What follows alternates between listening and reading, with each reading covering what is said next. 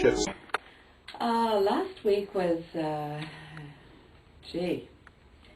crazy week, but we had a really great event last night.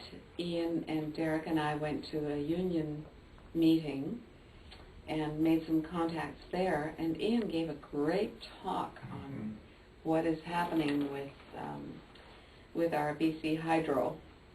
And so that went over very well. Actually, you know, I was told that we know it went over well because there was total silence in the room when you were finished.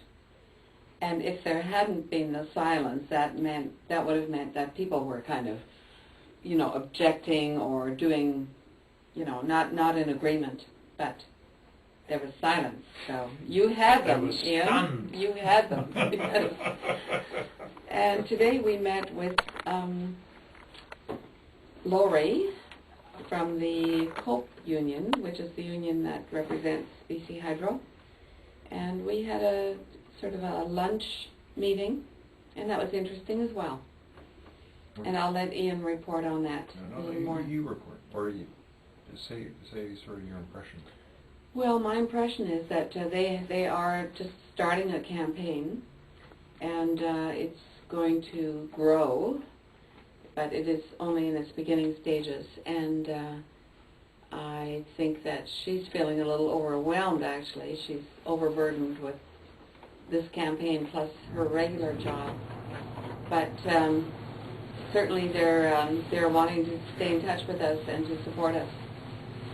And maybe even financially. That would be nice. And that's the end of my report. Pirating all the time. Right. Hey. Okay. Anyway, I had a good week, hard working week.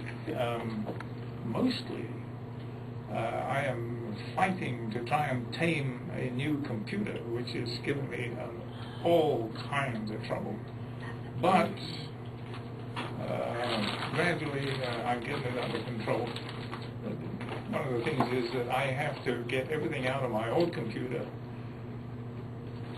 everything salvageable, get it into the new one so that I can transfer mine back to my wife, and then I've got to get everything out of her computer into my one, which will be cleaned up. So there's a chore there. But anyway, apart from doing that, we managed to get in touch with, well, not actually get in touch, but I found the email addresses for all the BC Chambers of Commerce. There's about 150 of them there.